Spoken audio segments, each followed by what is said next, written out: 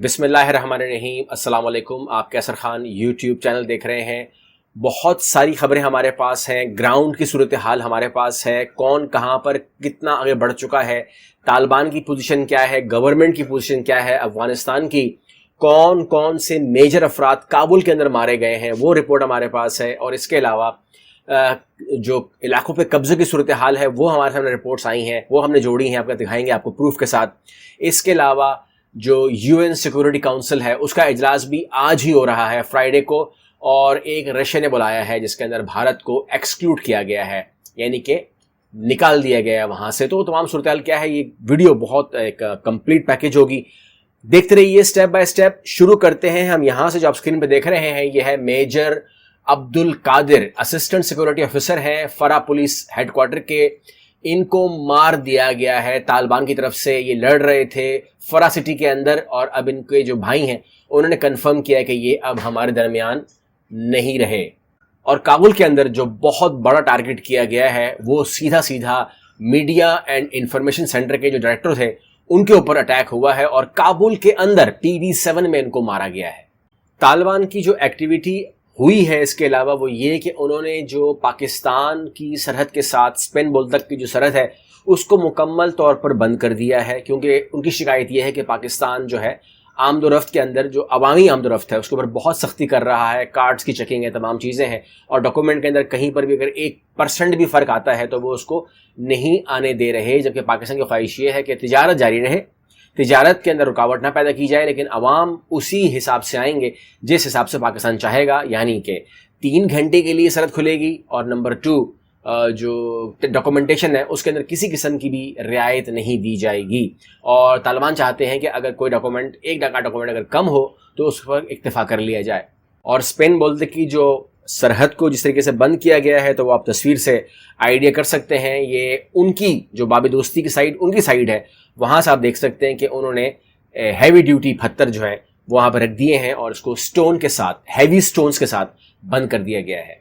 अब सवाल ये पैदा होता है कि लश्कर गाह के ऊपर इतनी 9 दिन से जारी लड़ाई, और उसके बाद दोनों का पीछे हटने से इनकार, और दोनों का ही वहाँ पर बिल्कुल जी जान से लड़ने का ऐलान, ये क्या मामला है? और क्यों आखिरी में आके जब हार नज़र आ रही है हुकूमत को तो उन्होंने आवाम से कह दिया है कि आप लश्कर गाह को खाली कर दें ताकि यहाँ पर कारपेट बॉम्बिंग की जाए, क्योंकि अभी कॉम्पैक्ट सहूलत मौजूद है उनके पास। अभी उनके पास सारे ममालिक मौजूद हैं जो वहाँ पर अपनी फ़िज़ाई अटैक कर सकते हैं। तो वो चाहते हैं कि लश्कर गाह को, अभी मैंने आपको लास्ट वीडियो दिखाया भी था जिसमें दिखाया गया कि किस तरीके से लश्कर गाह के अंदर बाज़ारों को, मार्केट्स को, ज्वेलरी शॉप्स को उड़ा दिया गया है, और जितना भी डैमेज कर सकते हैं वो कर रहे हैं।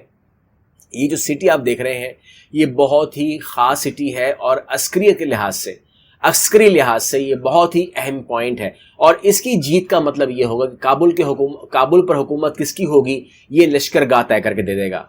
कल रात से, यानी कि जुमरात की रात से जो मामला चल रहा है वो आपको इल्म में होना चाहिए कि लश्कर गाह के अंदर, फरा सिटी के अंदर, बादगैस के अंदर, हेरात के अंदर, सरपील के अंदर और कंधार के अंदर जो है स्ट्रीट पे फाइटिंग जारी है, आमने सामने लड़ाई हो रही है। इस लड़ाई के दरमियान तालिबान की तरफ से एक अनाउंसमेंट आई है कि उन्होंने नमरूज में ज़िला किंग के ऊपर कब्जा कर लिया है।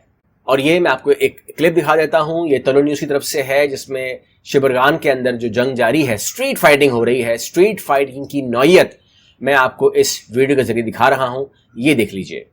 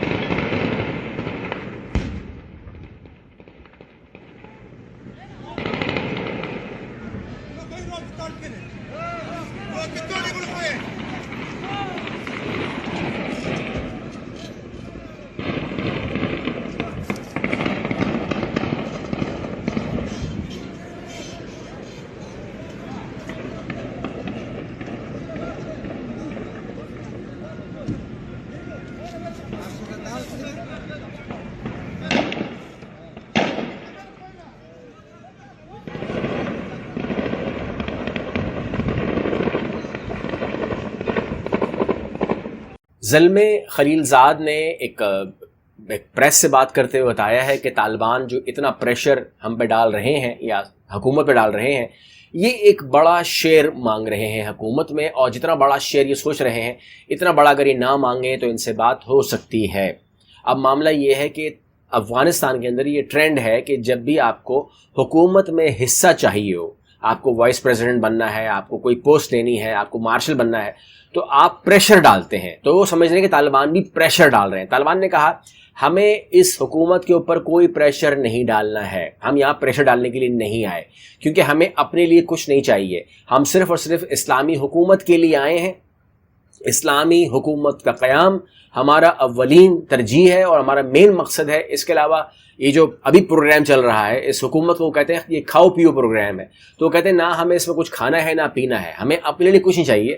اب ہم ونس اینڈ فار آل جو افغانستان ہے اس کو ایک پراپر کنٹری بنانا چاہتے ہیں، ایک اسلامک اسٹیٹ بنانا چاہتے ہیں۔ اب یہ بھی آپ کے علم میں ہونا چاہیے کہ آج جمعے کو ہی ایک سلامتی کونسل کا اجلاس ہوگا جو بھارت کے زیر صدارت ہوگا، اور وہ فکر کریں گے، بات چیت کریں گے، مذاکرات کریں گے، آپس میں میٹنگ کریں گے، کوئی قرارداد لے کر آنے کی کوشش کریں گے جو افغانستان کے حق میں بہتر ہو۔ لیکن بھارت چونکہ صدارت اس کو مل گئی ہے، اس کی باری آ گئی ہے، تو وہ اس کے اوپر بات کر رہا ہے۔ لیکن اگر جہاں پر اس کی صدارت نہیں ہے تو وہاں صورتحال کیا ہے یہ آپ دیکھ لیجئے۔ یہ خبر میں آپ کو پہلے دے چکا ہوں، لیکن اب جو ہے بھارت بھی اس کو خبر کو کور کر رہا ہے۔ کل آپ کو میں نے خبر دی تھی، Russia invites U S, China, Pakistan, یہ 3 کنٹریز کو انہوں نے انوائٹ کیا ہے for crucial meeting on Afghanistan.